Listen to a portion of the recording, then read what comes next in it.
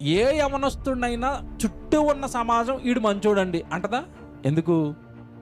వాడు మాటలు బాగోవు, వాడు బిహేవియర్ బాగోదు, వాడు అవతల వాడిని అప్రోచ్ అయ్యే విధానం బాగోదు, వాళ్ళు ఏదో ఒక లోక సంబంధమైన వ్యసనం ఉంటుంది, పొగరు ఉంటుంది, అంతే కదండి. యవనస్తులు ఏదో ఒకటి ఇది ఉంటుంది.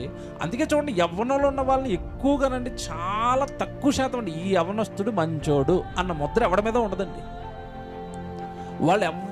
వాళ్ళ మీద అసలు ఏ మనుషుల దయ ఉండదు. ప్రతి యవనస్తుడి మీద మనుషులకి కంప్లైంట్లే.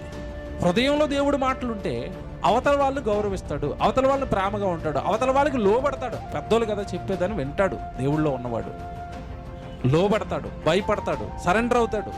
దేవుడి మాటల్లో ఉన్నవాడు ఎంత బాగా రాస్తున్నాడు చూడండి, ఎంత బాగా ఆలోచిస్తున్నాడు చూడండి. దేవుడు నువ్వు మంచోడు అనిపించుకుంటావు, నిన్ను అందరూ చెడ్డోడు అంటున్నారు కదా, నిన్ను అందరూ నీ క్యారెక్టర్ బాగోలేదు అంటున్నారు కదా, వాడి మాట బాగోదు అంటున్నారు కదా, వాడు ఎవరితోనే సరిగా ఉండడు అంటున్నారు కదా.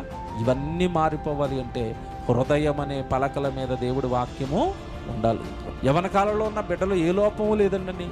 పవిత్రంగా పరిశుద్ధంగా నువ్వు దేవుడి వాక్యాన్ని పట్టుకుని బ్రతుకుతున్నప్పుడు కదా అందరూ నీ మీద దయ చూపిస్తారు, మంచివాడు అంటారు.